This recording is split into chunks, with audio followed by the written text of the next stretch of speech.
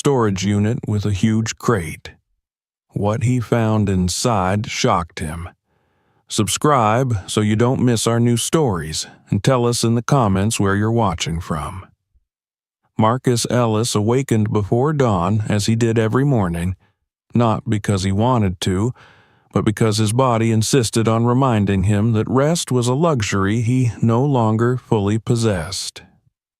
A dull ache pulsed through the place where his left leg had once been, phantom pain twisting into something sharp enough to force his eyes open. He lay still for a moment, staring at the faint cracks in the ceiling, waiting for his breath to catch up with the slow, stubborn rhythm of his heartbeat. The house around him remained quiet, but it was the kind of quiet that never felt peaceful. It was the quiet of a life paused, of days blending into one another without anyone noticing. He pushed himself upright, rubbing his temples with the heel of his hand before reaching over the edge of the bed. His fingers brushed against the cold metal clasp of his prosthetic, and the sensation grounded him more than comforted him. The fitting process took time, every day a reminder that part of him was gone forever. He had spent decades moving through the world on two strong legs, and yet the muscle memory of walking was now a lie his body told itself. He secured the straps, tightened them with practiced motions, and waited until the prosthetic felt like something he could depend on, at least for a few hours. His bedroom was small, barely large enough for the bed, and a narrow dresser with chipped edges and drawers that stuck if pulled too quickly.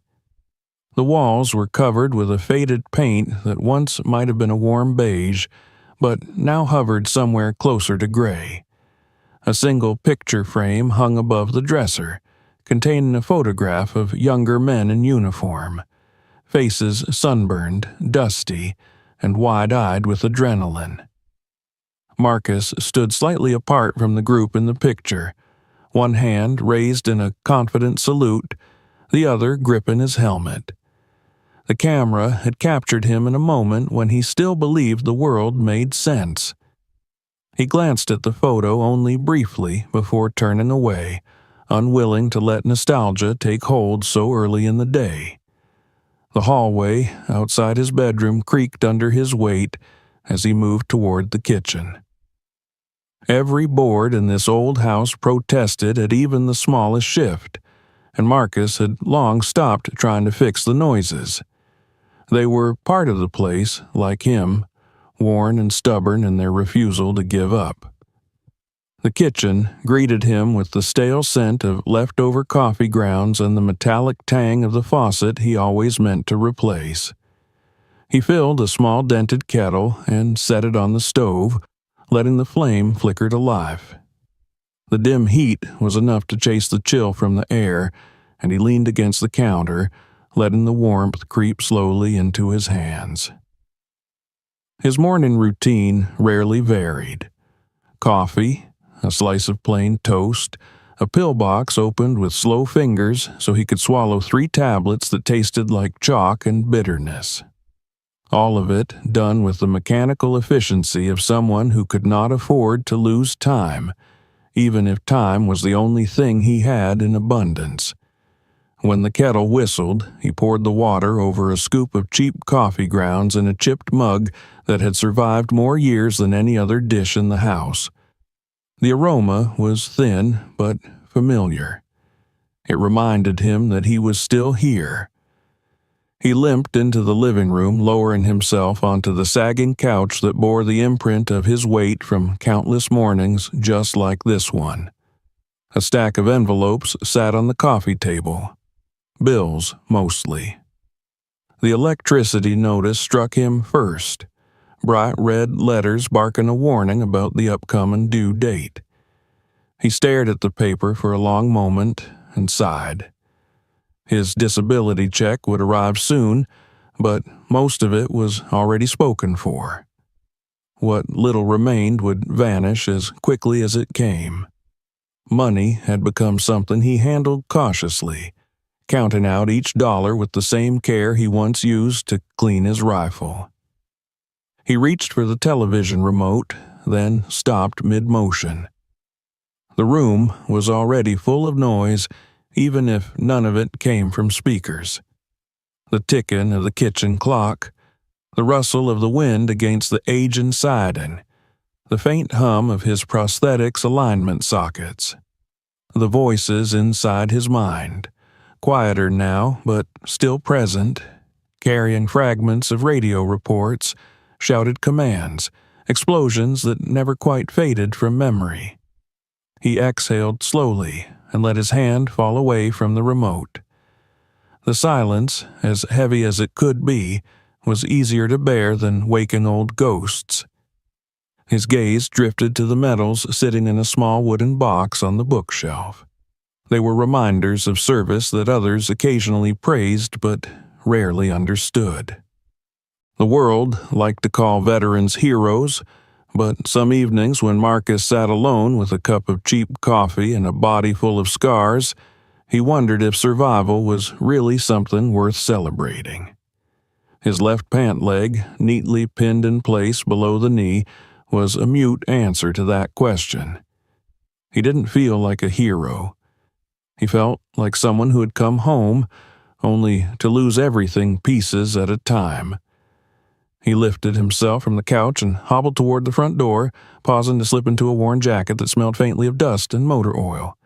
The lock stuck for a moment, as if hesitant to let him leave, but eventually relented with a reluctant click.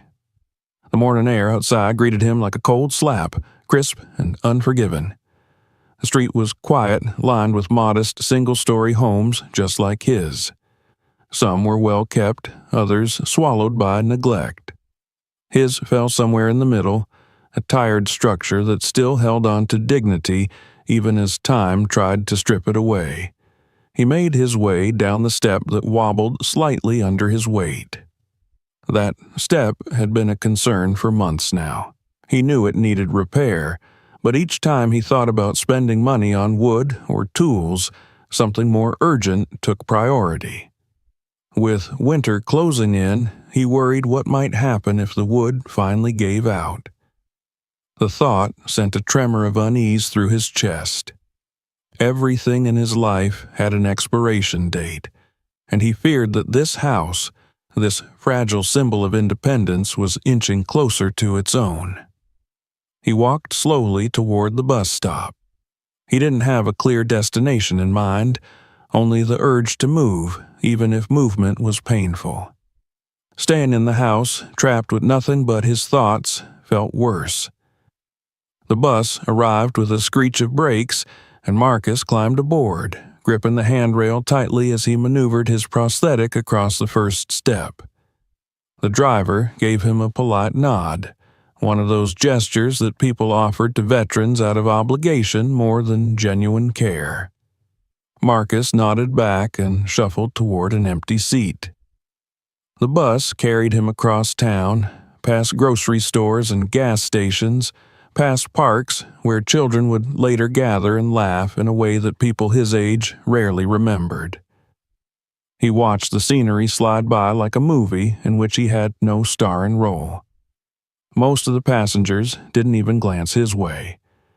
He was invisible, or maybe just unremarkable.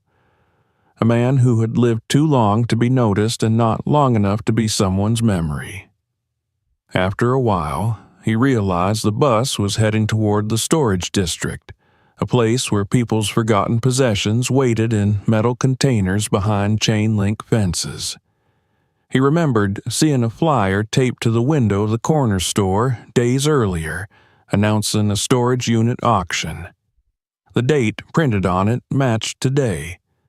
It wasn't fate, he told himself, but it felt like some kind of nudge. He pressed the black button mounted on the rail and stood carefully as the bus slowed to a stop. The storage facility stretched across a wide lot, rows of orange doors gleaming under the pale morning sun. A small crowd had gathered near one of the rows, people chatting and shuffling clipboards, all wearing the eager expressions of bargain hunters hoping for a jackpot. Marcus hesitated at the edge of the group, unsure whether he belonged there. He didn't have the money to chase treasures, and he didn't have the energy for pointless competition. Still, curiosity pulled him closer. There was nothing waiting for him at home except silence, and silence was the one thing he needed a break from. He tucked his hands into the pockets of his jacket and followed the group as they moved toward the first storage door. The auctioneer, a brisk man with a booming voice, announced each lot with dramatic flair. Marcus listened with mild detachment as people placed bids, laughed, grumbled, and moved on. He studied the faces around him, recognizing the hunger in their eyes. They were searching for something to flip, a stroke of luck that would pay their bills for a month or two. He understood that desperation intimately. The storage doors clattered open one by one. Inside the first was a pile of dusty furniture, tangled extension cords, and a cracked aquarium. The second held stacks of crumbling cardboard boxes and what might once have been a treadmill.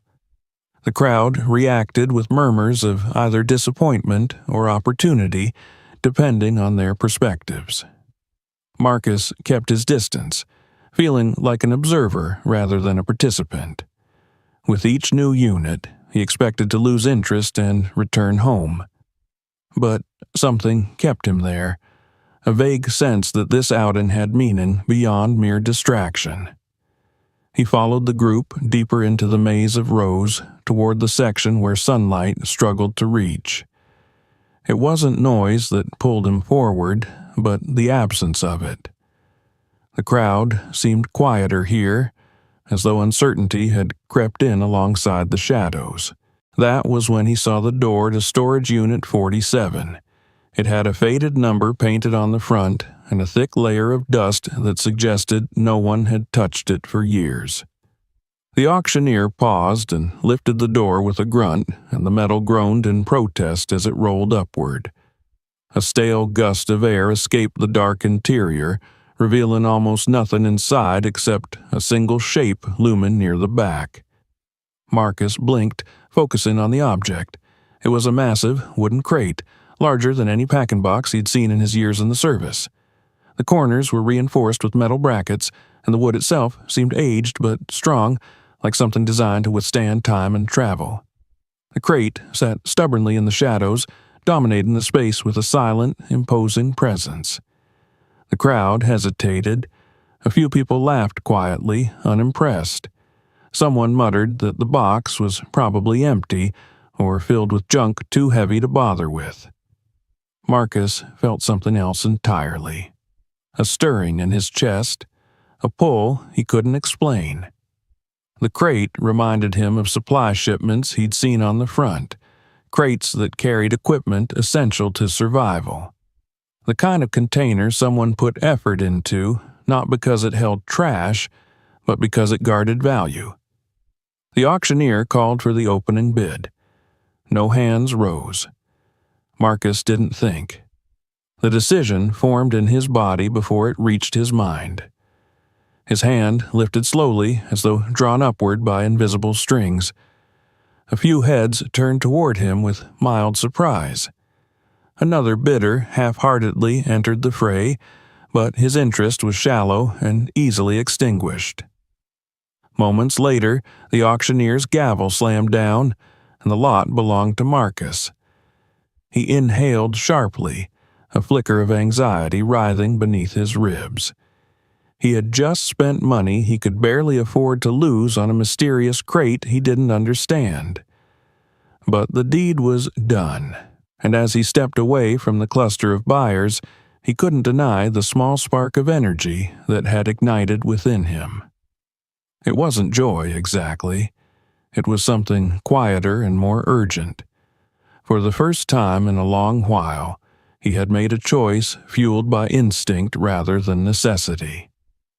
And though he couldn't yet articulate why, a strange certainty settled in his bones that this crate, this forgotten remnant hiding at the edge of the storage yard, was meant to find him and no one else. Marcus Ellis began the slow journey home with his unusual purchase, unaware that this decision, this seemingly insignificant flicker of curiosity, was about to shift the entire axis of his quiet, constrained existence. For the first time in years, as he limped away from the crowd, he felt the faintest sense of purpose stirring back to life. He didn't know what waited inside that crate, but the world outside his own had finally knocked, and he was ready to answer. Marcus hadn't expected anything remarkable to come from his morning bus ride.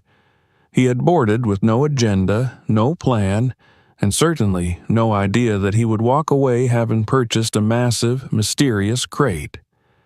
Yet, as he arranged for the storage facility staff to load it into a rental truck and then followed behind in a taxi, he felt a strange mix of dread and curiosity clawing at his chest. The kind of feeling that arrives when a life too quiet is suddenly disturbed, when the still water of stagnant years ripples from the smallest dropped stone. The truck rattled through the narrow streets as Marcus clutched the dashboard, bracing for every bump and turn. The driver, a middle-aged man with a thick beard and a baseball cap pulled low over his brow, made small talk about the weather and the city's losing football team. Marcus nodded where appropriate, his eyes fixed on the large box that swayed in the back through the glass. The sun glinted off the metal bands wrapped around the wooden panels, making the crate look less like abandoned scrap and more like a relic of some forgotten mission. Marcus wondered briefly if anyone had ever intended for it to be moved again. The truck finally pulled to a stop outside his modest home. The driver hopped out and helped Marcus maneuver the unloading ramp into place. Even with both of them pushing, the crate barely responded. They resorted to a dolly, muscles strained and faces twisted with effort as they coaxed the enormous box down into Marcus's driveway. The structure thudded heavily onto the cracked concrete, the sound resonating through the bones of the house. The driver gave Marcus a skeptical look, as if questioning what business an old man with a prosthetic leg had with a crate that weighed as much as a small vehicle. Marcus avoided the man's eyes and paid him quietly, mumbling his thanks. When the truck rumbled away and left him there alone, Marcus stared at the crate for a long moment. He rested his palm against the wood, feeling the grain beneath his skin. The surface was rough in places, with deep grooves carved by time or travel, yet there was a care in its construction that even his untrained hand could recognize. Someone had built this with intention. Someone who believed what they were protecting deserved the extra effort. For the first time, Marcus wondered if buying the crate had been a mistake. Heavy secrets tended to weigh more than just the wood that concealed them. He swallowed hard and retrieved a crowbar from his shed, though calling the small metal structure behind his house a shed was generous.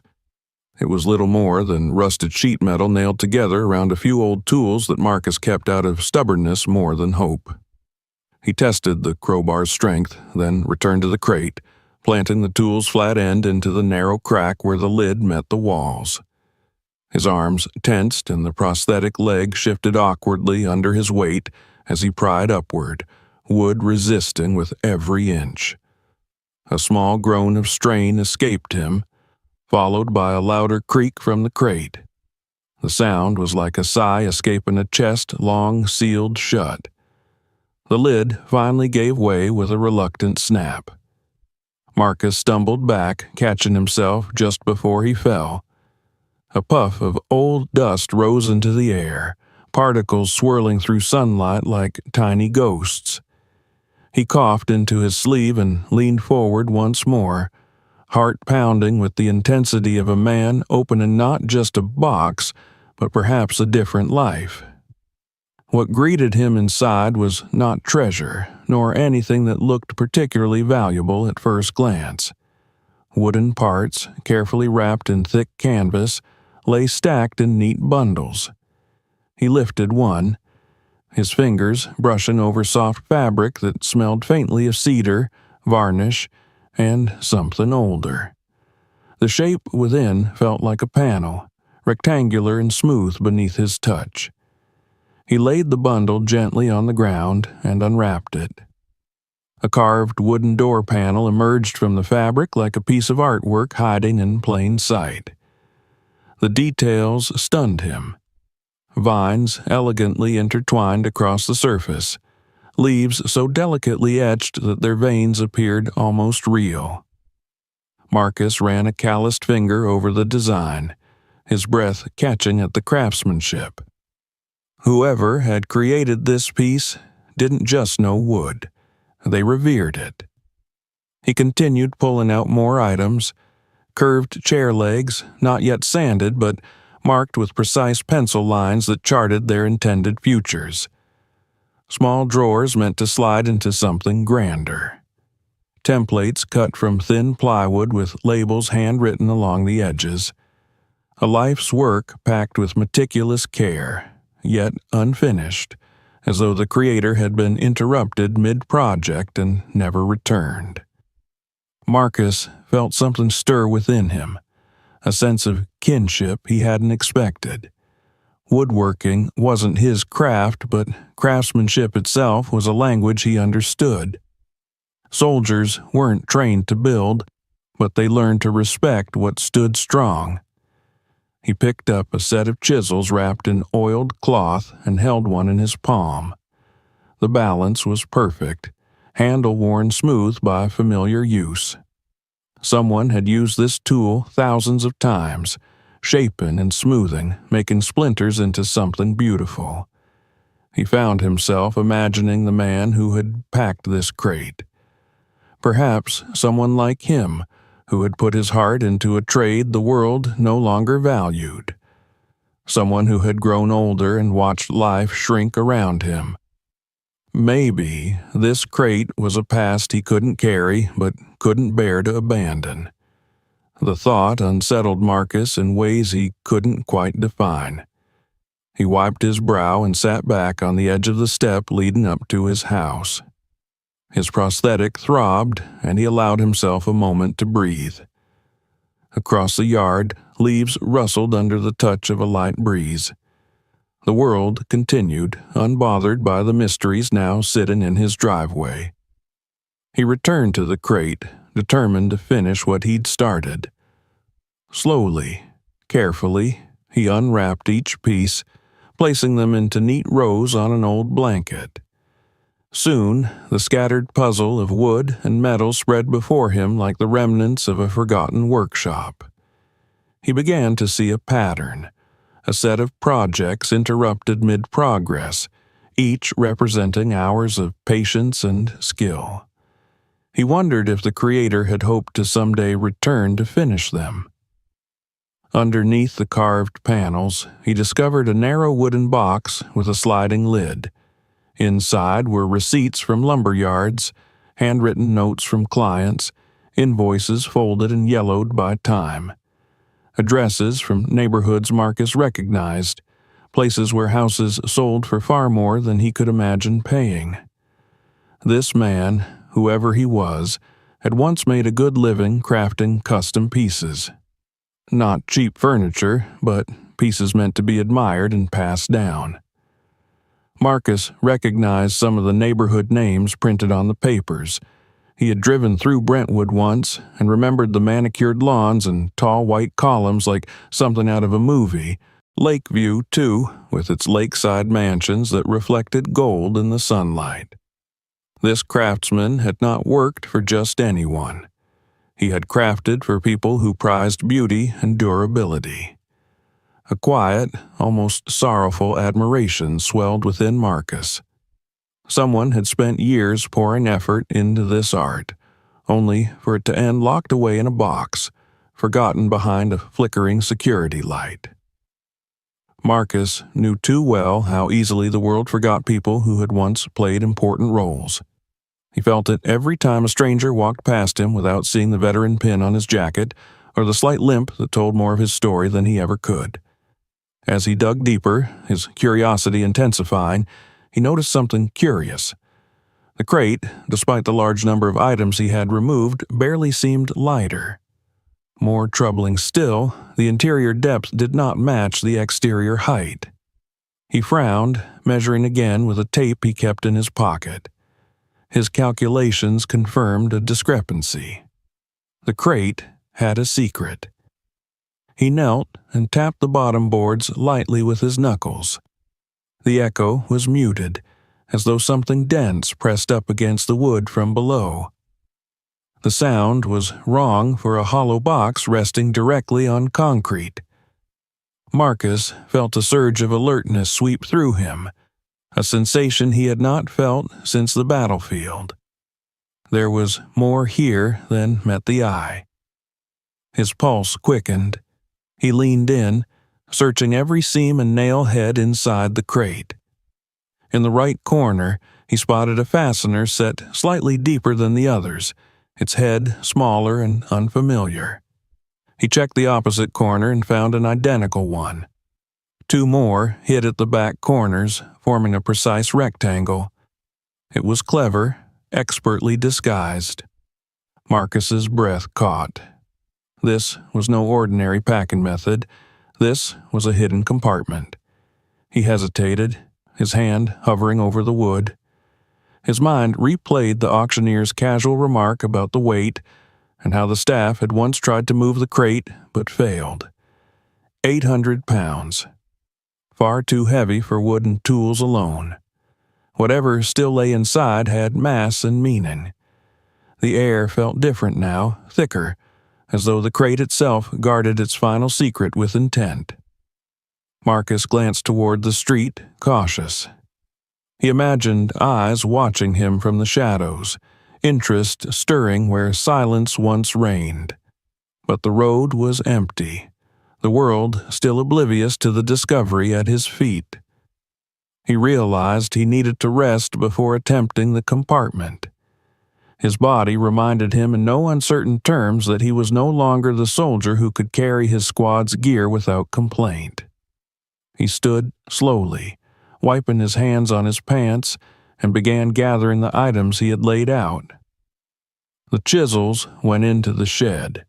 The carved panels leaned against the wall inside his garage. The smaller tools and documents he placed into boxes he could easily move later. He was organizing his world around something new, though he wasn't fully aware of it yet. By the time he had arranged everything neatly, the crate loomed behind him like a silent guardian, its secret unopened but acknowledged. He slid his hand along the side once more, absorbing the weight of what he was about to uncover. Wild thoughts flickered through his mind. Money, weapons, evidence of something that might trouble people still out there. It didn't matter. He had already come too far. The crate's secret was now his responsibility. As daylight began to wane, Marcus stood in his driveway and stared at the crate. He felt exhaustion tug at him, but beneath it, a sense of purpose simmered. Buying the crate had been impulsive. Opening it had been necessary. What came next was inevitable. He locked up the garage and limped toward his front door. The failing step creaked beneath him, but this time he barely noticed. His thoughts lingered behind him, trapped in that wooden prison waiting for the right moment to speak. The house greeted him with familiar silence, but it no longer suffocated him the way it had that morning. Something had shifted in the air, something subtle but undeniable. That quiet spark from earlier had grown warmer. Marcus didn't know what the hidden compartment held, but he knew it would change him.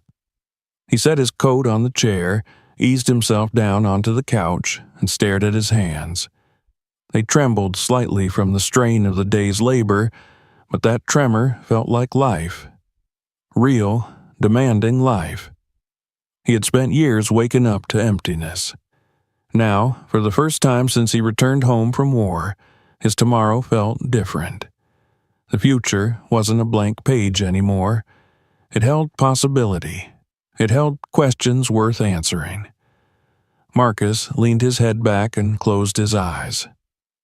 Sleep took him quickly, deeper than he had fallen into in years. And in the darkness behind his eyelids he saw the crate, no longer just a box, but a doorway waiting to be opened. Morning arrived, not with sunlight, but with the groaning ache that traveled from Marcus's spine down into the socket where metal met flesh. It was the kind of pain that taught a man patience, the kind that demanded deep breaths and slow movements before anything else could begin.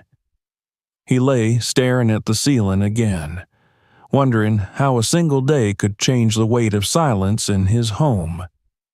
Yesterday, he had awakened with nothing ahead but hours to fill. Today, a crate waited in his yard, filled with questions that pressed against his thoughts until they crowded out everything else. He eased himself upright and fitted his prosthetic with more determination than the morning before. His body protested, stiff from yesterday's work, but his mind pushed him forward with urgency. The kettle whistled too loudly in the kitchen as he brewed the usual cup of bitter coffee.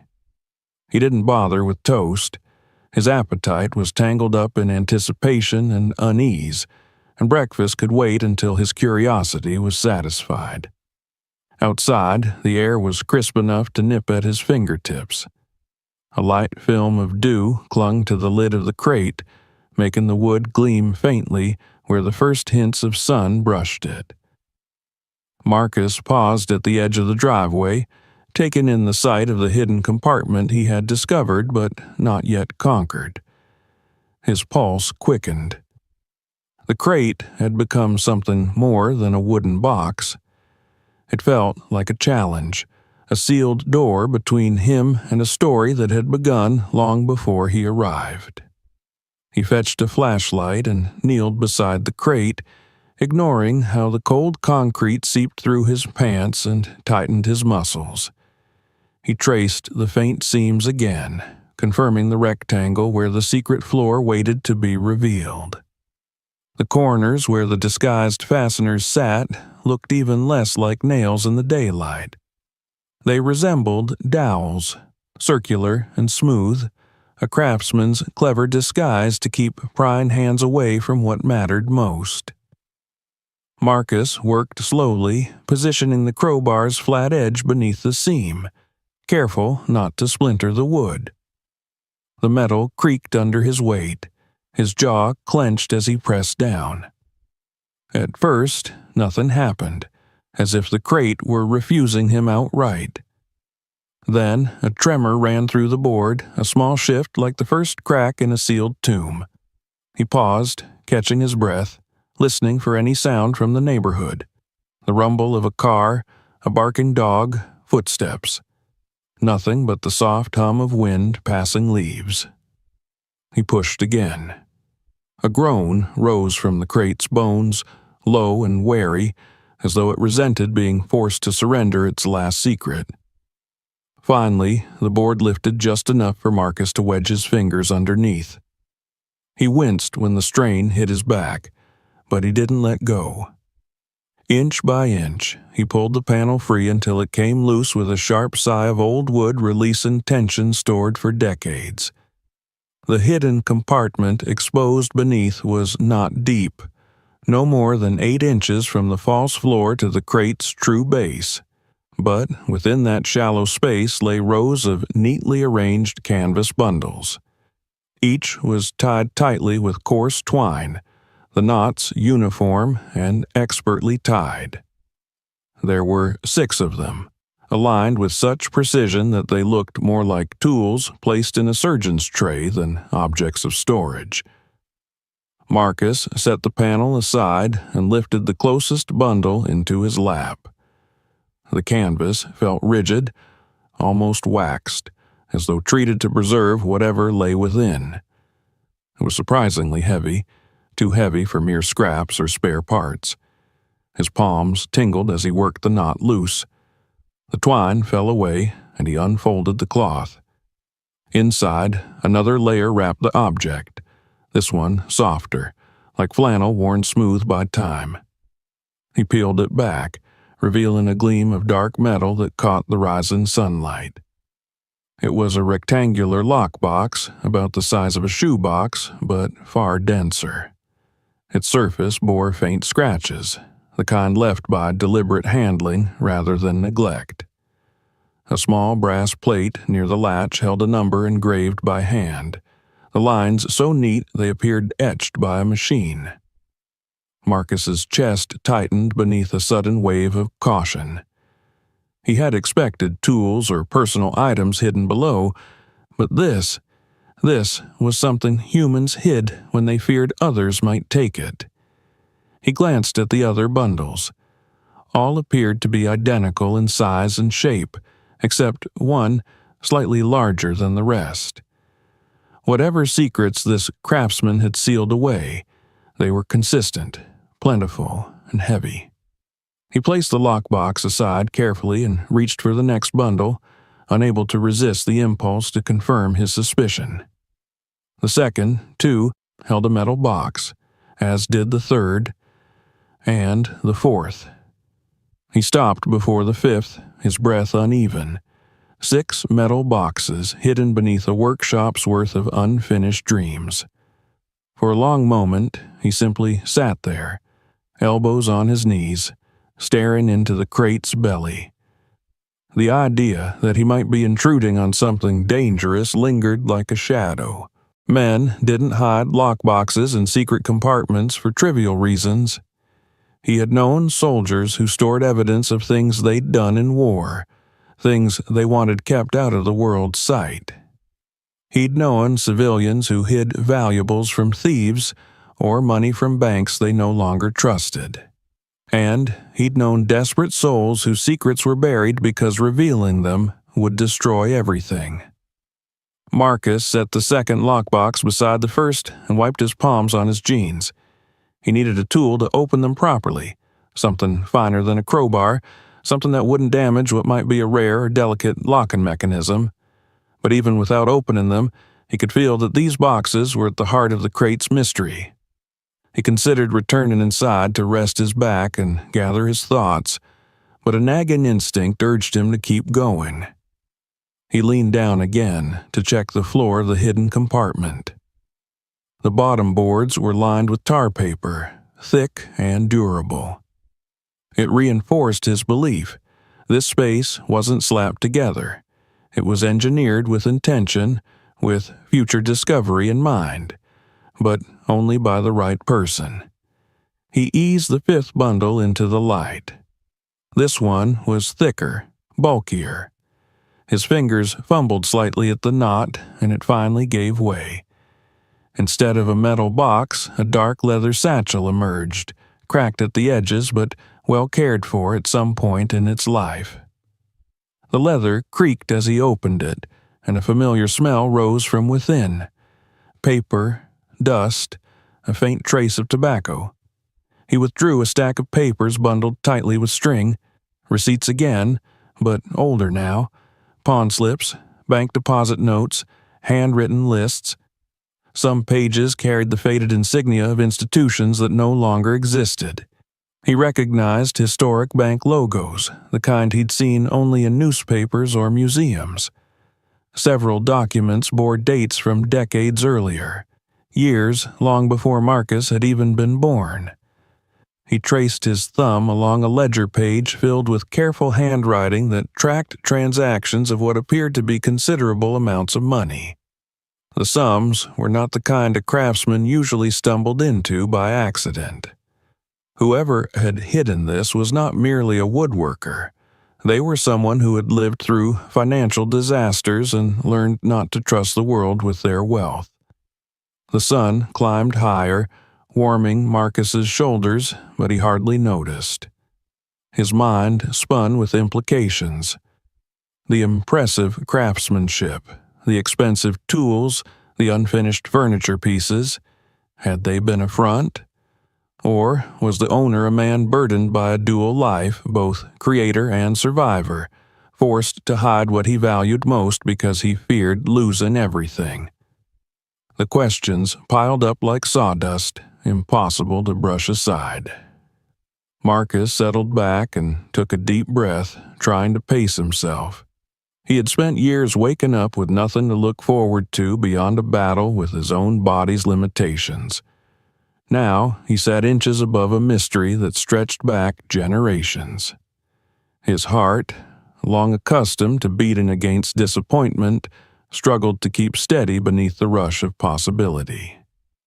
He gently covered the lockboxes again and stood using the lip of the crate to lift himself without jarring his prosthetic. His leg throbbed from the prolonged kneeling, a reminder that excitement did not erase reality. He looked around the neighborhood.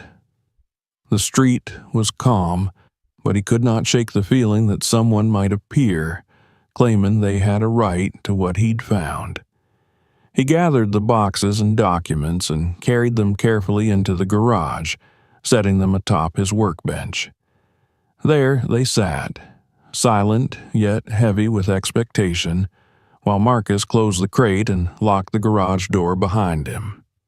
He checked the latch twice, then a third time, until he felt sure no one could simply walk in. Inside the house, he sank onto the couch, breathing hard from exertion and from the weight of what he now possessed. He rubbed a palm across his forehead, feeling the tension coil again in his chest. A lifetime of caution told him that when luck appeared in great sums, it was rarely benevolent. But something quieter, hope, crept into the mix too. He stood once more and returned to the garage, flicking on the overhead light. The lockboxes glinted under the bulb's harsh glow. They looked out of place on his weathered workbench, like artifacts from another life dropped into the reality of a man who counted pennies at the grocery store. He slid his hand along the metal surface of one box. There was no keyhole, at least none in plain sight. He repositioned the flashlight, searching for any mechanism that might offer entry.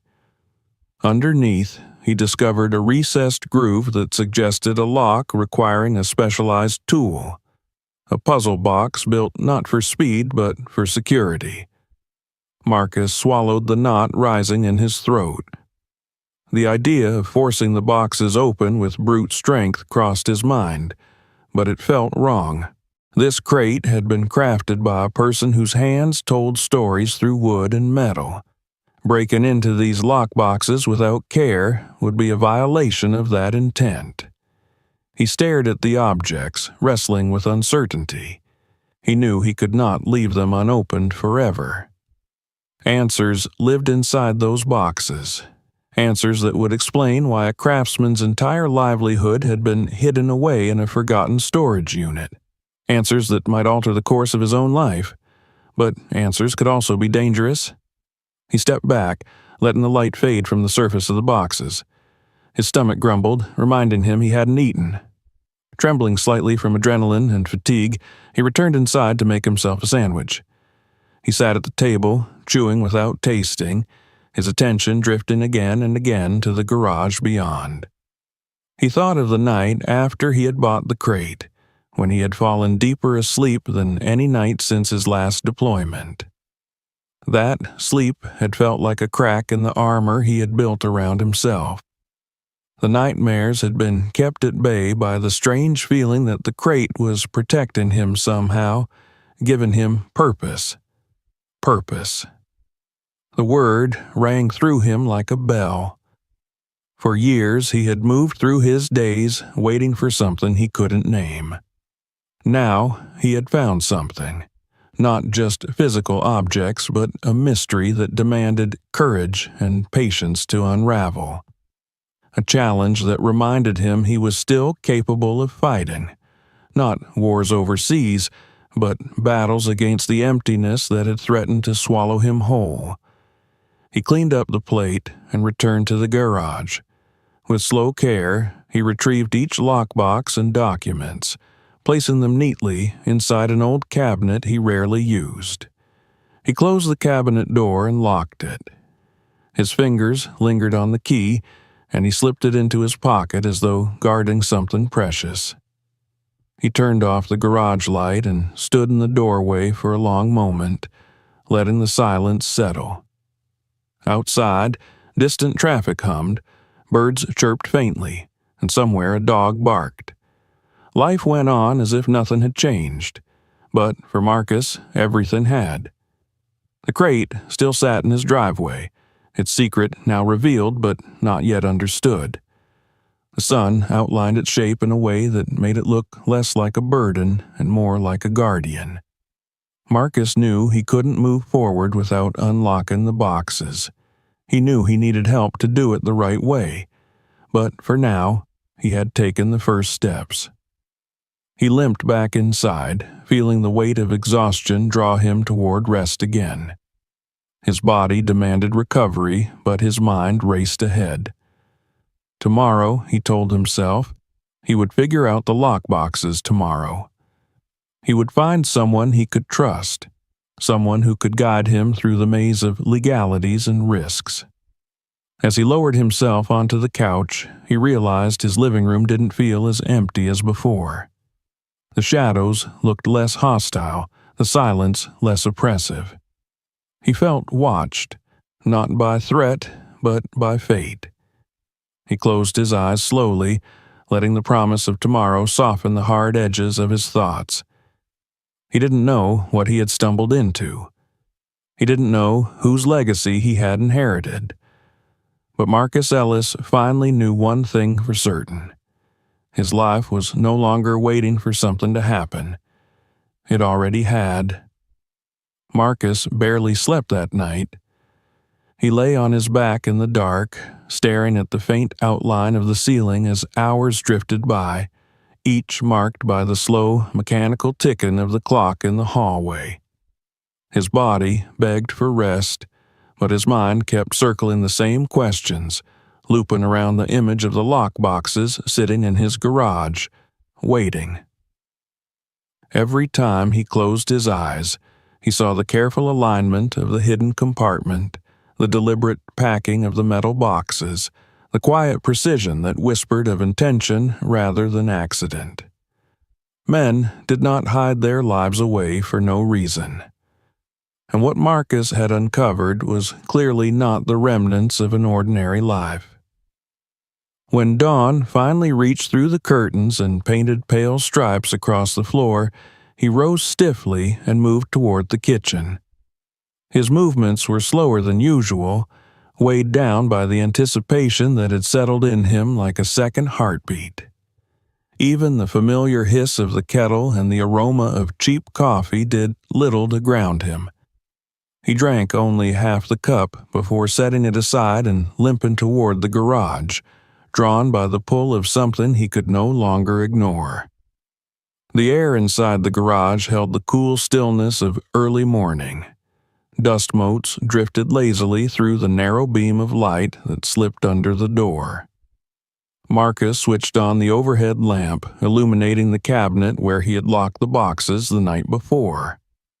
The metal gleamed faintly, like watchful eyes beneath the wood. He felt a tremor of recognition. Not fear exactly, but a heightened awareness, the kind he had felt during certain missions overseas when the air seemed to vibrate with the weight of impending revelation. He unlocked the cabinet and set the first box on the workbench. Its surface was cold, the kind of cold that didn't come from temperature alone. Marcus turned it over in his hands, searching again for a seam, a hinge, anything that would give him access without force. The recessed groove beneath the box remained as much a mystery now as it had been the previous day. Whoever designed this did so with foresight, ensuring that only someone with the proper tool could open it. A puzzle box crafted by a mind that understood both craftsmanship and secrecy. He considered trying to pry it open, but the thought felt deeply wrong. The crate's builder had left order, precision, and even clues. For Marcus to force the box open with brute strength would be to ignore the care embedded in every inch of this strange legacy. He placed the box gently back on the table and opened the leather satchel instead. Perhaps the documents inside would offer answers that the metal would not. He untied the string around the stack of papers and spread them across the workbench. The handwriting on the pages was elegant, the strokes deliberate and steady, as if the writer believed that clarity and neatness were a kind of honor. Bank receipts from the 1930s and 1940s. Pawn slips bearing signatures of shops that no longer existed. Notes about deposits made in small sums but frequently enough to suggest a lifetime of cautious accumulation. On several sheets, the names of banks were stamped in faded ink. Institutions that had merged, vanished, or collapsed generations ago. Marcus sifted through the documents slowly, feeling as though he were touching the ghost of a man who had lived during a time when trust in the financial system had been fragile, when banks failed and fortunes evaporated overnight. He imagined that fear shaping the decisions behind these papers, the careful withdrawals, the strategic storage of money in physical forms, the need to hold something tangible rather than entrust it to institutions that had betrayed so many. As he continued turning page after page, he discovered a small photograph tucked between two folded receipts. It was a black and white image of a man in his late 50s or early 60s standing beside an ornate dining table. The man's posture was proud, though his face carried a tiredness that Marcus recognized instantly, an exhaustion etched into the bones of someone who had spent a lifetime creating with his hands. In the background were shelves filled with wood carvings, intricate and beautiful, the kind of work that required decades of practice. The man held a cigarette casually between two fingers, his eyes squinting as though the flash of the camera had caught him by surprise. Marcus studied the lines of the man's face, trying to decipher the story behind them. He knew men like this, men who built rather than destroyed, who measured their worth not in accolades but in the weight of a job well done. Men who disappeared quietly into the background when their hands grew too unsteady to work and when the world moved too fast to wait for them. He felt something tighten in his chest as he placed the photograph down with reverence, as though meeting the crate's creator through a thin slice of time. The documents grew more revealing the deeper he went. Ledgers tracking the sale of handcrafted furniture to wealthy neighborhoods. Sketches of designs for pieces that would never be completed. Letters written in elegant script. Some thanking the craftsman for his work, others requesting new commissions. Marcus found himself lost in the world that this unknown builder had lived in, imagining the hours spent shaping wood into forms of beauty, the pride of creating something that would outlast its maker. Yet beneath that surface was something else. A note scrawled hastily on the edge of a ledger page caught his attention. The handwriting wavered slightly, as though written in haste or fear. It read, "If anything happens, it's all in the boxes." Marcus's breath hitched. His thoughts raced. What had the craftsman feared? What danger had loomed large enough to force him to hide his life inside a crate? And what had happened to him?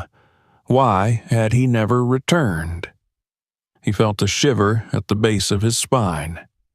The lock boxes were no longer just heavy metal containers. They were the final testament of a man who had put everything he owned into hiding. And now they sat in the garage of a veteran who barely afforded his own meals. Marcus felt an uncomfortable kinship with the stranger. Both men had known the sting of being discounted, of living at the margins of a world that moved ahead without them. He closed the leather satchel and reached once more for the lockbox, unable to resist the gravitational pull it exerted. His fingers traced the engraved brass number, the recessed groove, the subtle lines that hinted at hidden mechanisms. Every detail suggested that it required something specific to open it. The thought of hunting for a tool that might have been lost decades ago weighed on him heavily. He turned the box over again and again, looking for any clue. Then he paused, recalling something he had noticed while handling the crate's exterior. The craftsmanship had extended even to the lid. The inside surface of the lid panels had faint carvings or indentations he had brushed off as decorative. But what if one of them was more? He hurried back outside, limping across the driveway. The crate still sat where he had left it, waiting like a patient sentinel. Marcus climbed into the crate's interior and examined the removed lid panel. The carvings were subtle, almost invisible unless examined up close. Lines intersected in odd patterns, not decorative after all, but deliberate. Near the corner lay a deeper mark, one he had ignored earlier in his rush. He pressed his thumb against the indentation. There was a faint click. The wood shifted, revealing a shallow compartment carved neatly into the panel. Inside lay a slender metal tool, oddly shaped and unmistakably handcrafted. It resembled the shape of the recessed groove beneath the lockbox. Marcus held the tool in his palm, marveling at how the crate's builder had left not just secrets, but the means to access them. This wasn't a crude hiding place. It was a system, a layered design meant to be uncovered step by step. It reminded him of military protocols where access to sensitive information came only after following precise procedures. But this was different. This was personal. The craftsman had designed his own vault. Marcus carried the tool with careful fingers, feeling a trembling anticipation that made his breath unsteady. Back in the garage, he inserted the tool into the recessed groove. It fit perfectly. He twisted gently, feeling resistance at first, then a smooth rotation. Something clicked inside the box, a soft mechanical sigh as though it had been waiting to be released. The lid lifted without force. What Marcus saw inside made his knees weaken. Stacks of cash sat neatly arranged, wrapped in yellowing paper bands. The bills were old but crisp, preserved with care. Next to them lay a velvet pouch containing a pocket watch with an engraved backplate. Beneath the watch, wrapped in tissue paper, were documents, official forms, letters, receipts, and something that made Marcus's breath freeze entirely. An envelope sealed with the faded insignia of a law enforcement agency. He did not open the envelope immediately. Instead, he sat back on the stool, hands trembling from shock and something deeper, from the weight of inheritance he had not asked for but now held. The cash alone was more money than he had seen in decades. The pocket watch, heavy and ornate, looked like something a collector would treasure. But it was the envelope that pulled at him. The insignia suggested involvement in something more serious than financial fear. He read a few of the papers beneath it. Pawn receipts for valuable items. A signed affidavit regarding a lost deposit box. Notes about interactions with law enforcement. Photocopies of forms that hinted at disputes, accusations, and unresolved matters. The more he read, the clearer the picture became. The craftsman had walked the line between legality and necessity, perhaps to survive, perhaps to correct something that had gone wrong in his life.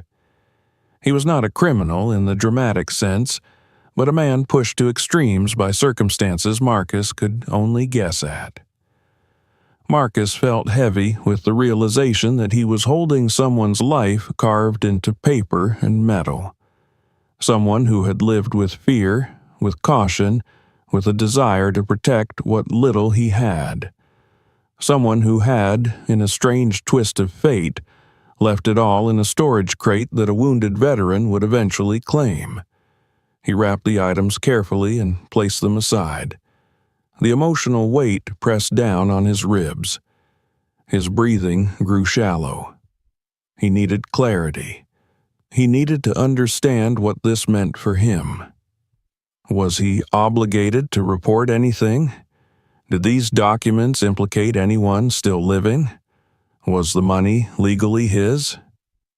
Marcus knew enough to understand that holding on to a discovery of this magnitude without guidance could be dangerous. He could imagine the headlines already.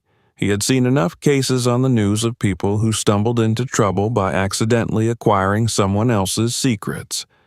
But he also understood that whatever the law required, he needed expert advice. He closed the lockbox and placed it back into the cabinet, locking it again. The key felt heavier this time as he slipped it into his pocket. Standing in the quiet of the garage, Marcus realized that the real weight he carried was not the physical burden of the boxes, but the moral and emotional responsibility of the story they contained.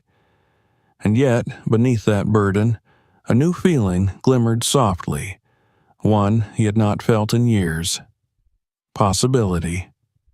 The day had begun as a continuation of yesterday's discovery, but it was already becoming something more. As he stepped out of the garage into the crisp morning air, Marcus understood that his next move could change everything. He would seek legal counsel. He would act with caution. He would not let this mystery turn into another battlefield he could not survive. But more than anything, he felt a quiet certainty growing within him. Whatever these lockboxes contained, whatever story they began, they had come into his life for a reason he did not yet understand. Tomorrow he would learn more. And, in learning, he would take back something war had nearly extinguished. Purpose. The next morning, Marcus awoke before his alarm, though the habit of setting one had long become unnecessary. The house was cold, and the light filtering through the blinds carried the muted, pale hue of a sky still deciding whether the day would be kind or cruel. For a moment, as he blinked himself awake, he forgot about the discovery in his garage. But then the memory returned like a rush of heat through his chest. The lockboxes, the cash, the documents, the pocket watch that seemed too fine for the hands that had once wound it. And the feeling, the overwhelming sense that life had finally turned toward him rather than away. He sat up slowly, stretching against the stiffness that had settled into his shoulders overnight. The familiar ache in his leg pulsed, reminding him that no revelation could erase the cost of what he had endured. Yet, today, the pain seemed more bearable, as if softened by the presence of something to look forward to. Purpose was a stubborn healer, one he had forgotten how to accept until now. He dressed carefully, choosing a clean shirt, one pressed enough to signal respect when meeting professionals. The mirror offered back the reflection of a man older than his years, creases etched by hardship rather than time. But today his eyes held a spark that hadn't lit them in a very long while. He grabbed his worn jacket, slipped the garage key into his pocket, and stepped outside. The sun had climbed higher now, warming the street and bringing with it the daily procession of neighbors hurrying to jobs or morning errands. Marcus locked his door and made his way to the bus stop. Each step echoed with determination, the steady rhythm of a soldier marching toward the unknown.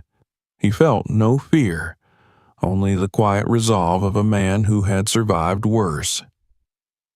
At the downtown legal office, he was greeted by the attorney he had been referred to by a fellow veteran at the senior center.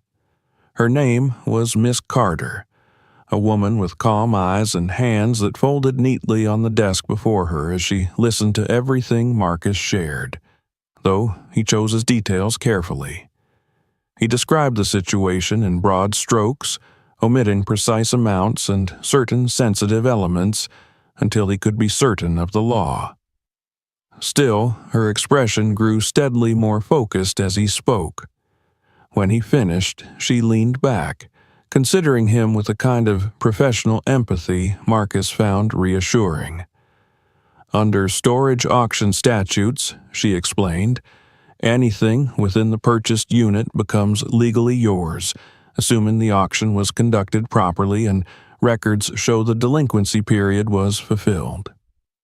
The relief that permeated Marcus's chest felt almost tangible. However, she continued, lifting a gentle caution. If any documents inside those boxes indicate criminal activity, debts owed, or ongoing legal matters, we may need to contact the appropriate authorities, not because you're in danger, but because the law favors transparency in cases involving potential victims or unresolved investigations. Marcus nodded.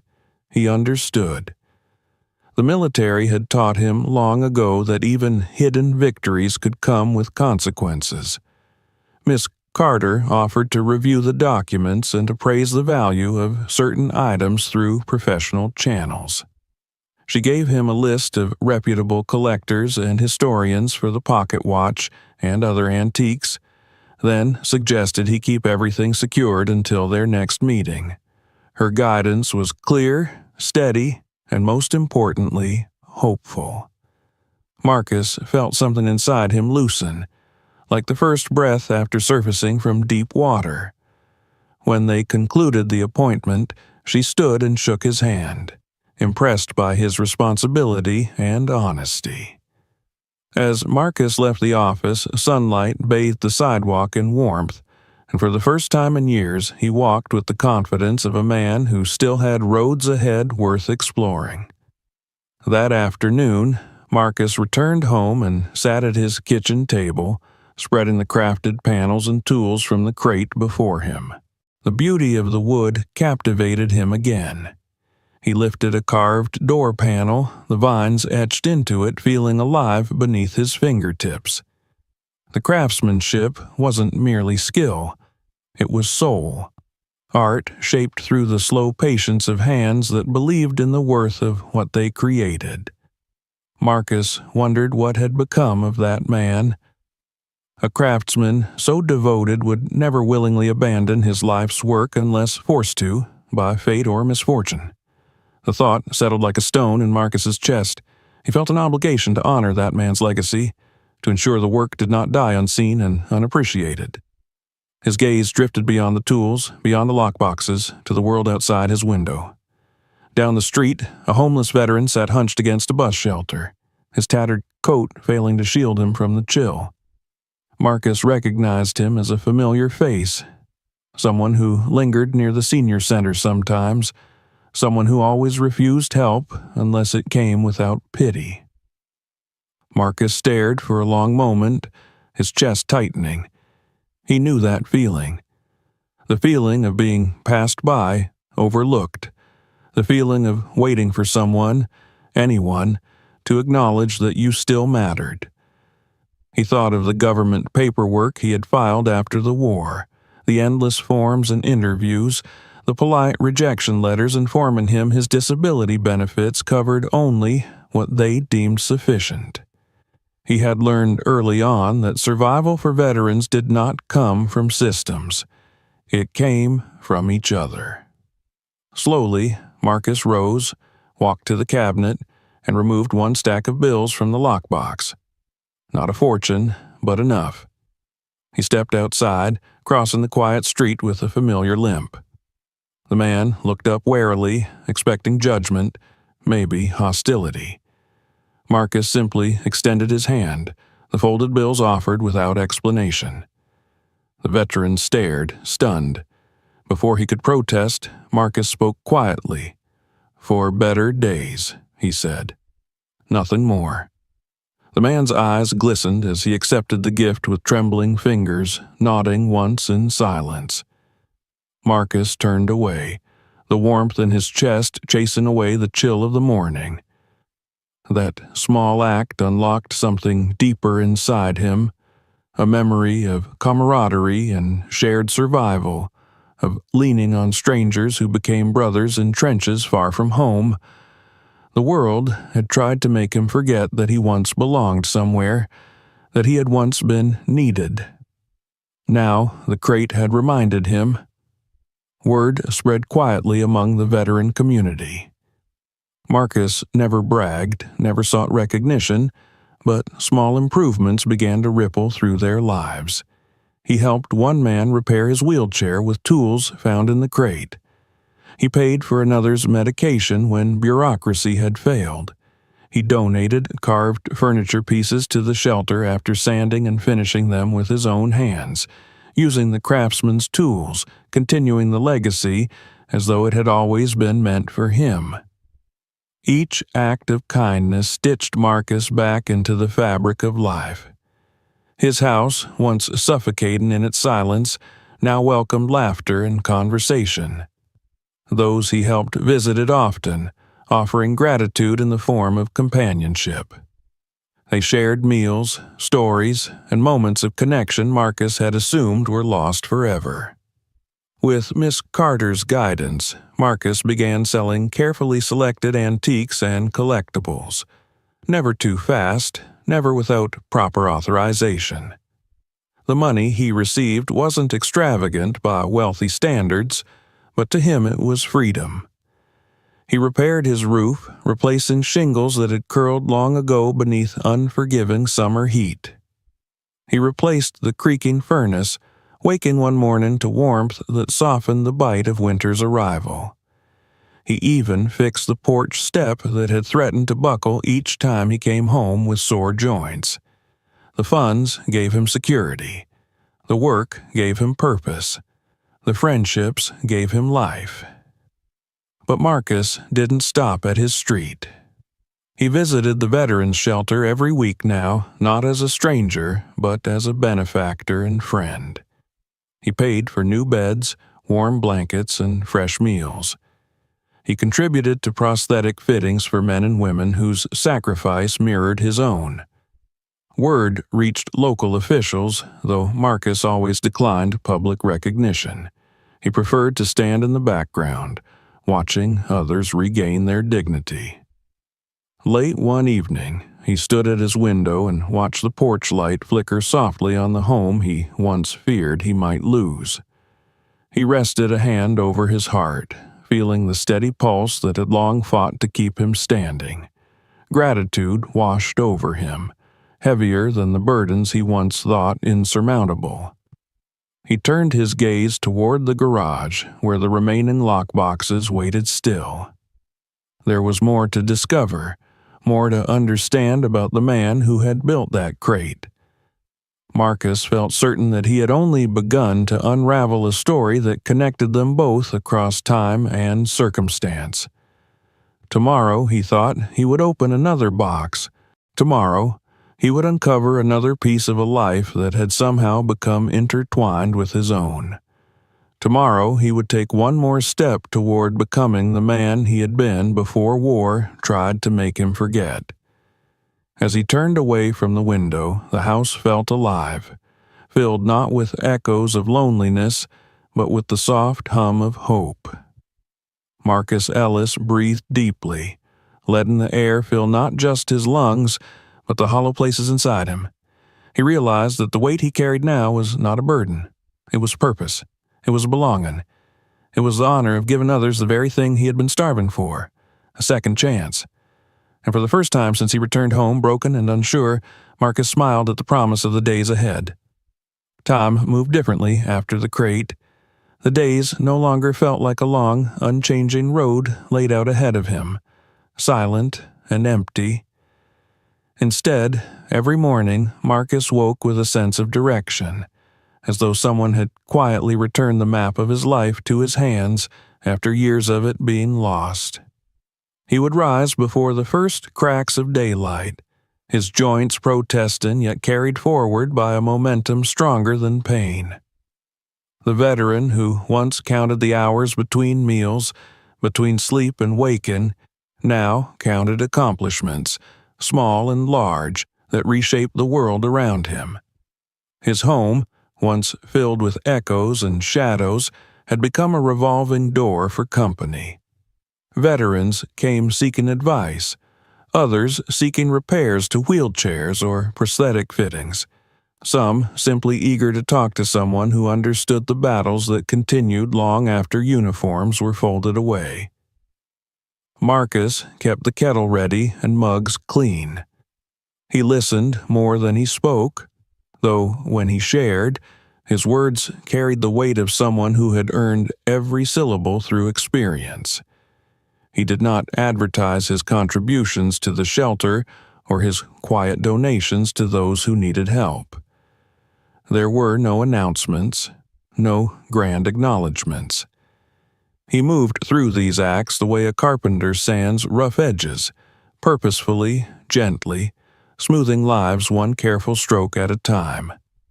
But no matter how discreet he tried to be, gratitude has a sound sharper than silence.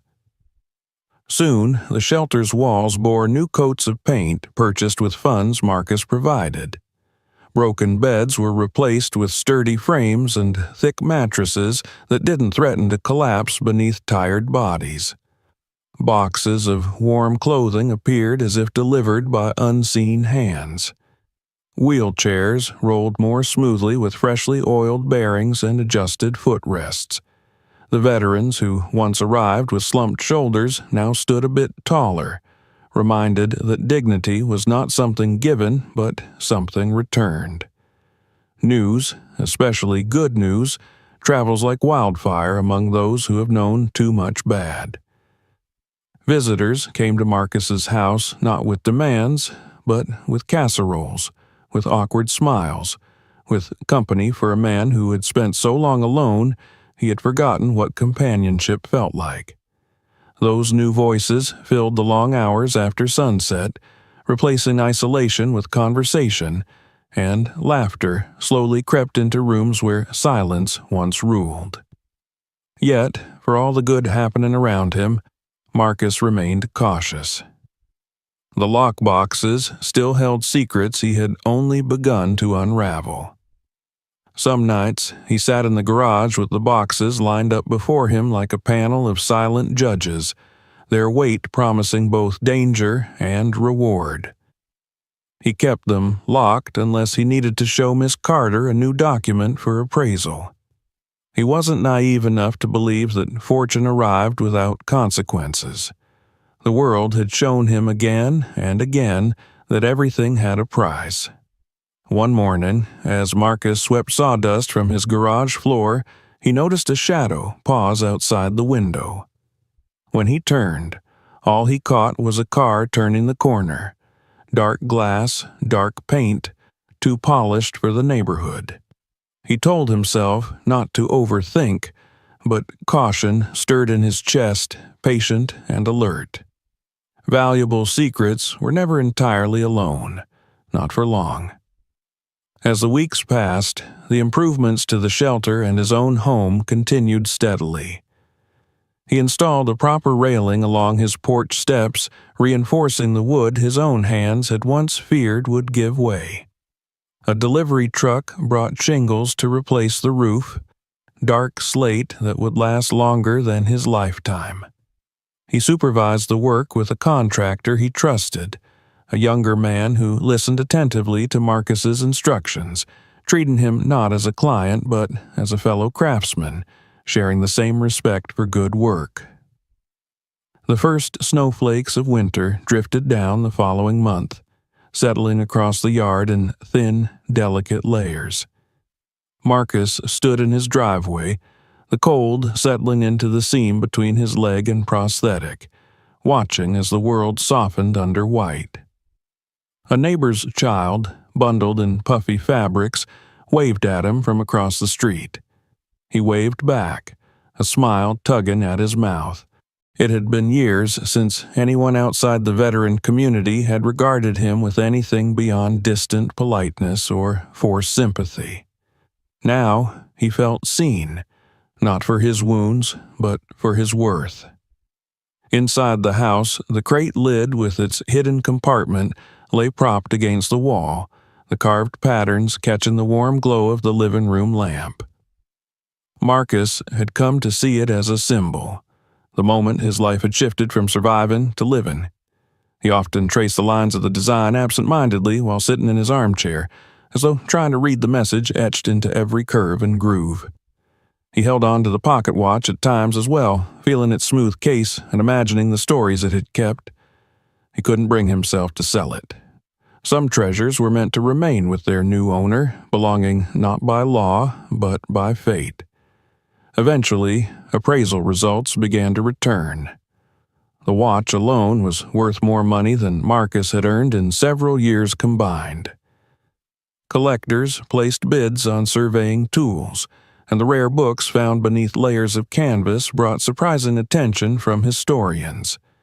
Miss Carter helped him handle each transaction securely, making sure no one could take advantage of the man who had already been taken from too many times by life. But what mattered most to Marcus was how the money moved outward from his hands to others. When asked why he did it, he didn't have a speech prepared. He simply said, "I've had help when I needed it. This is my turn." Still, his generosity brought unexpected outcomes. A local journalist learned of the contributions to the shelter and requested an interview. Marcus declined. A council member invited him to speak at a community event honoring veterans. He declined. An organization offered to nominate him for an award. He declined that too. He was not doing any of this for recognition or prestige. The moment gratitude became applause, the purpose behind it all might become diluted. Despite his attempts to stay out of the spotlight, small tokens of appreciation appeared. A knitted blanket with his initials from a man whose neuropathy made his hands tremble. A framed photograph signed by veterans at the shelter, thanking him for the nights they slept without shivering. Cookies left on his porch by a widow who never forgot how Marcus had fixed her broken mailbox without being asked. Each gesture touched him deeply, the kind of warmth he hadn't allowed himself to feel in too long. As his connection strengthened, his home became a hub, not of charity, but of community. On Friday evenings, a group of veterans would gather at his kitchen table, playing cards and swapping stories over coffee strong enough to wake the dead. Marcus sat at the head of the table, prosthetic leg propped comfortably, laughter shaping the air around him. He no longer felt like a relic of a war the world preferred to forget. Here, he was commander again, not by rank, but by respect. It wasn't only veterans who stood to benefit from his new purpose. Marcus noticed an older woman down the block struggling to carry groceries, her back curved and trembling with the effort. He crossed the street without hesitation, taking the bags from her arms. When she thanked him, embarrassed by her own weakness, he smiled gently and said, "We all need a hand sometimes." He began checking on her weekly, mowing her lawn when spring returned, fixing her porch light when summer arrived, sitting with her on slow afternoons when conversations were worth more than any currency. The money from the crate had made his life easier, but it was the giving that made his life meaningful. On a particularly cold evening, as Marcus sat on the edge of his bed, unlacing his shoe and adjusting the strap on his prosthetic, he paused to reflect. His heart felt full of purpose, full of gratitude, full of a sense of belonging he thought he had forfeited when he boarded that plane home from war. He stared at his reflection in the window, surprised by the man he saw. He was still aging, still scarred, still tired in ways sleep could not fix. But now, he stood stronger than he had in years. The crate had not restored his missing leg or erased the memories that sometimes stalked his dreams. But it had given him something far more powerful. A reason to keep moving forward. The knock at his door startled him from his thoughts. When he opened it, he found a young man standing there with a shy smile.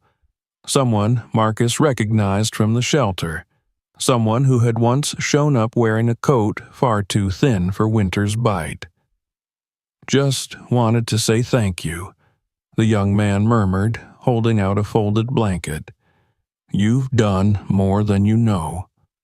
Marcus accepted the blanket with a nod, his throat tightening with emotion. After the man left, he unfolded the gift and felt the soft fabric beneath his fingers. He wrapped it over his knees as he sat quietly, letting its warmth settle deep into his bones. He thought again of the crates in the garage and realized something had changed beyond his home and the neighborhood. His world had expanded outward, reclaiming the parts of him that war had tried to strip away.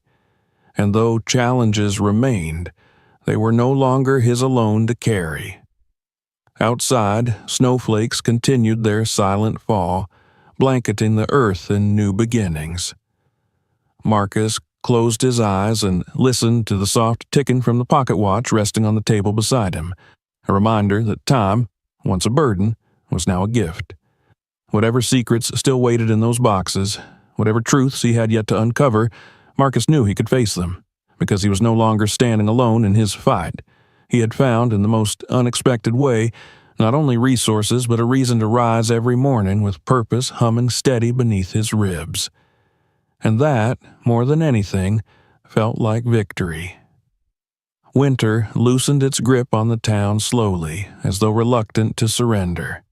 For weeks the cold clung to windows and sidewalks, but each day grew a little brighter, a little softer, as sunlight lingered longer on Marcus's porch.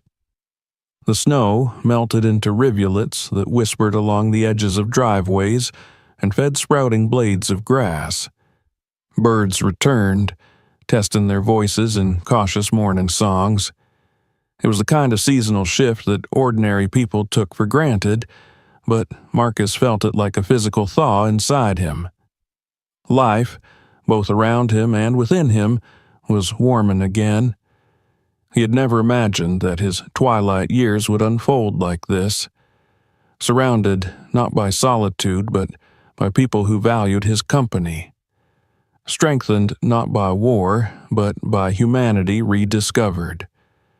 He had repaired wheels and roofs, but more importantly, he had repaired bonds between forgotten souls. He had replaced broken boards and rotten shingles, but he had also replaced despair with dignity. He had discovered that generosity did not diminish the giver, but somehow expanded them. And in return, others cared for him. They stopped by with groceries unasked for. They shoveled his walkway without letting him rise from his bed on icy mornings. They filled his evenings with laughter and stories, invited him to cookouts and card games, and reminded him daily that although the war had taken much from him, it had not taken his place in the world. But, for all the outward changes, Marcus carried a quiet understanding that it was not only his own life he had stepped into, it was the unfinished life of the craftsman who had hidden his legacy inside that crate. A life that had been interrupted, packed away in a secret compartment where time would not erode its worth. Marcus felt the responsibility of it, not as a burden, but as a sacred duty. He could not repay the man who had built every piece with his bare hands and fierce pride, but he could ensure that those creations, and the purpose behind them, continued to breathe. In early spring, Marcus returned to the shelter with a new idea, one that had grown steadily in his mind as the snow fell outside his window. The organization had long dreamt of opening a small vocational program, something to give veterans practical skills and a renewed sense of purpose. However, funding always slipped just out of reach, and the dream remained a hopeful sketch pinned to a bulletin board. Marcus walked into the director's office with a folder of documents and a quiet resolve. Inside the folder was his plan: to donate the remaining funds he had secured from selling the antique items, and to create a workshop space where veterans could learn woodworking, restoration, and craftsmanship. Skills that healed more than they built. Skills that aligned with the legacy in his garage. He presented the idea without embellishment, as if describing the simplest thing in the world. The director's eyes filled with shocked gratitude. She reached across the table to take Marcus's hand, unable to find words for the magnitude of what he had offered. "It's not charity," Marcus said softly, gripping her hand with the steady assurance of a man who had found his mission. "It's opportunity. And people gave me that when I needed it most." Construction began that very month. The workshop grew from empty storage rooms behind the shelter into a place filled with sawdust, polished counters, and sturdy benches.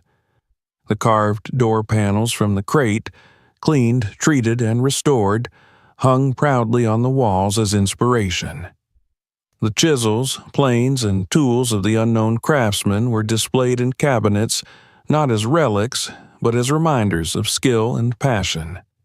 Some tools Marcus kept for himself, but most he donated to the workshop, feeling they belonged there, shaping new hands into creators. Each time he walked into that space, he wondered if the man in the photograph, cigarette balanced in his fingers, would approve. Marcus hoped he would. He hoped the man would see not loss in the fact that his work had been hidden away, but redemption in the fact that his tools were shaping new stories, new futures. By early summer, the workshop program opened to its first group of veterans, men and women whose scars were visible and invisible alike. Marcus found himself teaching them how to measure and sand, how to coax beauty from flawed wood, how to find rhythm in creation. He guided them not as a master craftsman, but as a man who understood what it meant to rebuild a life one small accomplishment at a time. He didn't speak often about his own battles, but when someone struggled, hands shaken, mind wandering somewhere dark, Marcus would rest a calming touch on their shoulder and say, "Steady, you're stronger than the memory." Those simple words, spoken with the quiet authority of someone who had lived them, worked better than any speech. The shelter held a celebration when the workshop finished its first successful round of projects. Small tables, chairs, keepsake boxes, all coated with varnish and pride. Community members came to see the work and meet the artisans. Some offered commissions. Others offered thanks. Marcus stood off to the side, content to watch from a comfortable distance. But within that comfort, a new thought found him. He could feel time brushing against him in gentle reminders. His joints stiffened faster in the evenings. His steps grew slower when rain approached. He was not a young man building his future. He was a veteran shaping the future of others.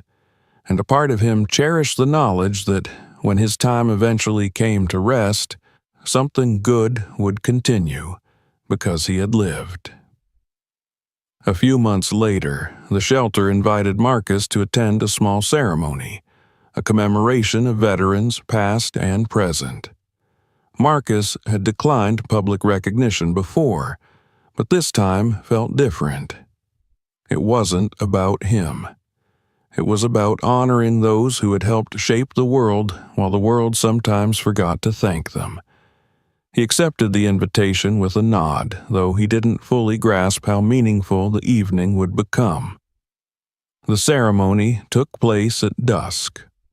Lanterns glowed softly as chairs were arranged neatly beneath a canopy of summer stars. Veterans stood among civilians, sharing space without hierarchy. The director took the podium and spoke about resilience, about community, and about the power of a single act of kindness to spark change. Then she gestured toward a covered structure near the workshop entrance. The cloth was pulled away, revealing a polished plaque affixed to the brick. The inscription shimmered beneath the lights. "In honor of those who served and the hands that helped them rebuild." The metal surface caught Marcus's breath in his throat. Beneath the dedication was a line smaller but somehow heavier. Founders, the veterans of our community, and Marcus Ellis. The applause that followed rolled through the air like a soft wave. People turned to look at Marcus, faces lit with gratitude, admiration, acknowledgement. He felt heat rush into his cheeks and his heart stammer beneath the weight of attention. A man beside him, once too broken to speak above a whisper, clapped louder than anyone else. Marcus stood still, absorbing the moment like sunlight after a long winter. He did not step forward. He didn't need to. Simply being there was enough. This wasn't a stage he had to stand upon. This was a home he had helped build. Later that evening, as the crowd thinned and lanterns dimmed, Marcus lingered near the workshop door. Through the window, he saw the tools resting quietly on their hooks, the chisels glinting softly, their purpose renewed.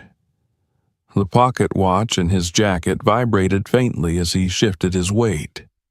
He reached inside and held it gently, listening to the steady tick, a rhythm that promised more time still left to use well. He walked home slowly beneath the night sky, cane tapping a steady beat along the sidewalk. The air smelled of fresh-cut wood and summer's fading warmth. When he reached his porch, he paused, looking across the street at the storage crate now long gone from his yard. All that remained of it was the memory of discovery and the life it had grown into. In his living room, he eased himself into his chair, wrapped the gifted blanket over his knees, and set the pocket watch on the table beside him. The house no longer felt too quiet. It hummed with the memory of every voice that had filled it these past months. Marcus reached for his notebook, the one where he had written down the details of the crate, the pages now thick with notes and thoughts about the journey that had unfolded. He opened to a fresh page, staring at the empty space waiting for ink. After a long moment of reflection, he began to write. Not about the money or the antiques or the legal documents, but about the lessons the crate had delivered into his hands, about legacy, about unexpected blessings, about the truth that even broken things can carry extraordinary gifts. He wrote until his hand tired, signing the page with a stamp of quiet pride. When he set the notebook down, he leaned back and closed his eyes. The clock ticked steadily. His heart answered. He felt full, whole, useful. The world outside his window kept turning, oblivious to the veteran who had rediscovered his worth. But the people whose lives he touched would remember. The plaque would remain long after his hands stilled. The workshop would shape futures he would never meet. And somewhere, perhaps beyond time, the craftsman would know his life's work had found a purpose far greater than what he had intended. Marcus Ellis smiled, the lines of his face softening. He breathed deeply, letting the quiet settle, not as emptiness, but as peace. He had lived long enough to know that not every legacy is written in medals or monuments. Some are etched into the lives we help rebuild. Some are carved into the hearts we uplift. Some are tucked away in crates, waiting for the right hands to open them. And some remain, steady as a heartbeat, long after the hands that forged them are gone. Here, in the soft glow of his lamp, Marcus understood something with absolute clarity. Good choices, made patiently and honestly, always guide a person home. And he was home at last. If you enjoyed this story, make sure to subscribe and hit the notification bell so you won't miss our next videos. Don't stop here. Check out our other incredible stories waiting for you, and share this video with friends and family, and let us know in the comments where you're watching from. Your support helps us bring more amazing